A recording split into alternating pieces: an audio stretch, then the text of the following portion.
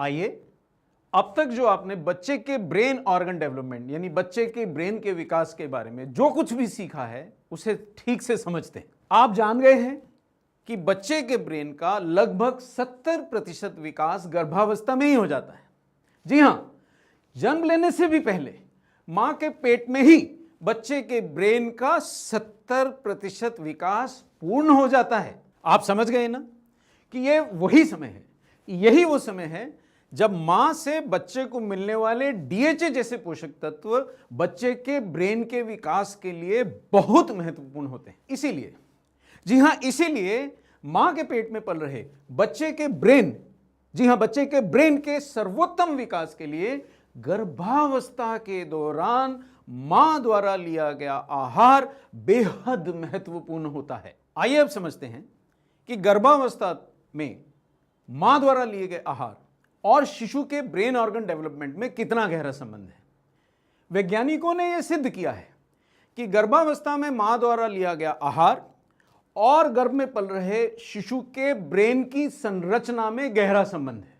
चूंकि मां के रक्त से ही गर्भ में पल रहे बच्चे को सारा पोषण मिलता है, इसलिए यह बहुत जरूरी है कि मां के आहार में बच्चे के ब्रेन ऑर्गन डेवलपमेंट के लिए जरूरी डीएचए जैसे सभी पोषक तत्व पर्याप्त मात्रा में होने चाहिए।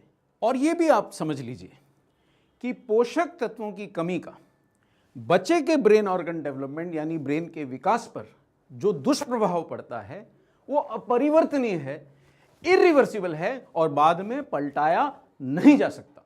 अब ब्रेन ऑर्गन डेवलपमेंट के बारे में वैज्ञानिक क्या कहते हैं, आइए समझते हैं। वैज्ञानिकों के शोध से पता चला है कि गर्भ में पल रहे बच्चे के तेजी से विकसित हो रहे ब्रेन के विकास पर पोषक तत्वों की कमी का दुष्प्रभाव पड़ने की अत्यधिक संभावना होती है। यह दुष्प्रभाव, पोषक तत्वों की कमी का यह दुष्प्रभाव बाद में पोषण के पूरा करने पर भी पलटाया नहीं जा सकता।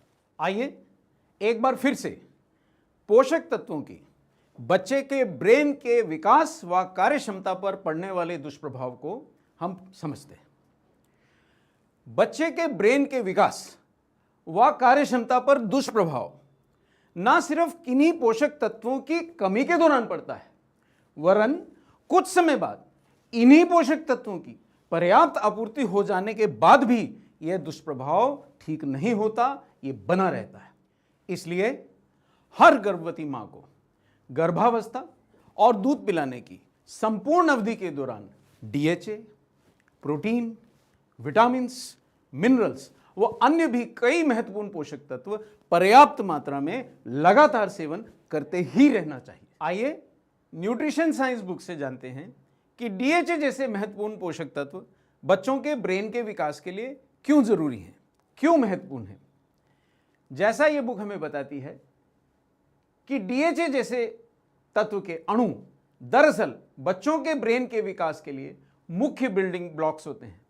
इसीलिए यह गर्भ में पल रहे शिशुओं के मानसिक विकास व कार्यक्षमता के लिए बहुत जरूरी है। वैज्ञानिकों के अनुसार बच्चे के ब्रेन का लगभग 70% विकास मां के पेट में यानी गर्भ में ही हो जाता है। चूंकि गर्भावस्था व शिशु के जन्म के बाद पहले 2 वर्षों के दौरान बच्चे के ब्रेन का अधिकांश विकास होता है, इसलिए संपूर्ण गर्भावस्था व दूध पिलाने की पूरी अवधि के दौरान मां के आहार द्वारा बच्चे को डीएचए की पर्याप्त आपूर्ति होना अत्यंत आवश्यक है। यही नहीं, दूध पिलाने की अवधि समाप्त होने पर भी बच्चे को पहले 2 वर्ष की आयु तक और फिर अधिक मात्रा में 2 से 6 वर्ष की आयु तक डीएचए की पर्याप्त आपूर्ति होना अत्यंत आवश्यक है। इसलिए गर्भवती व दूध पिलाने वाली माताओं को गर्भावस्था व दूध पिलाने की संपूर्ण अवधि के दौरान डीएचए की 400 मिलीग्राम मात्रा का दैनिक सेवन करना जरूरी है। और एक बार दूध पीना छोड़ने के बाद 2 वर्ष की आयु तक छोटे शिशुओं को ऊपरी आहार में अलग से 50 मिलीग्राम डीएचए की दैनिक मात्रा देने से ब्रेन का अच्छा विकास होता है।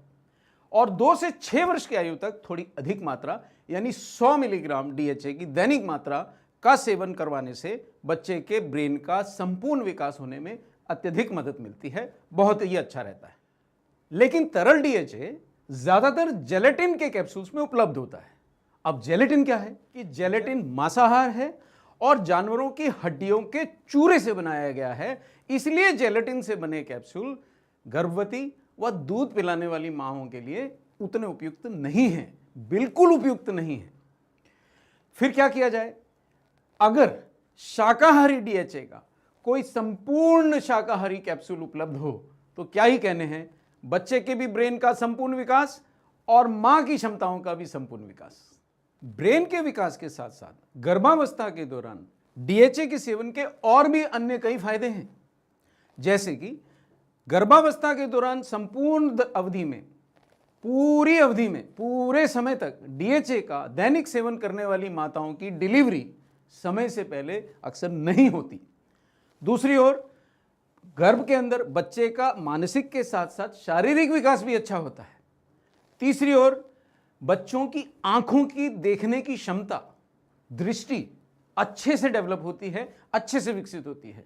और चौथी ओर ये बच्चे जिनको जन्म के समय गर्भ में, जन्म से पहले गर्भ में और जन्म के बाद पूरी अवधि तक 6 वर्ष तक डीएचए मिलता है, इनमें अच्छे तरह से लैंग्वेजेस यानी विभिन्न भाषाओं को पढ़ने, समझने और उत्तर देने की क्षमता भी अन्य बच्चों की अपेक्षा ज्यादा होती है। तो है ना डीएचए के बहुत से फायदे। तो न्यूट्रिशन साइंस बुक से सीखिए, सिखाइए और डीएचए के भरपूर लाभ उठाइए।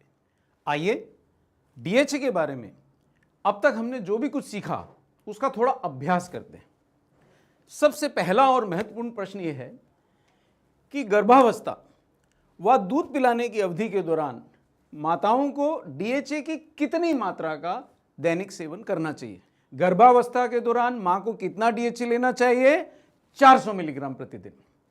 दूध पिलाने की अवधि के दौरान मां को कितना डीएचए लेना चाहिए? 400 मिलीग्राम प्रतिदिन। 2 वर्ष से छोटे लेकिन मां का दूध पीना छोड़ चुके बच्चे को कितना डीएचए ऊपरी आहार में मिला के देना चाहिए?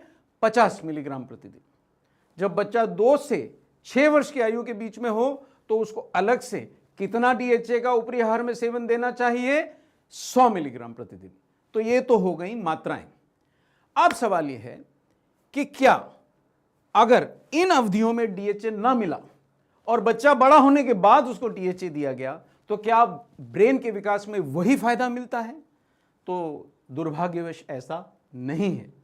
डीएचए की कमी का बच्चे के ब्रेन के विकास पर जो दुष्प्रभाव पड़ता है वो अपरिवर्तनीय है, इरिवर्सिबल है, उसको पलटाया नहीं जा सकता।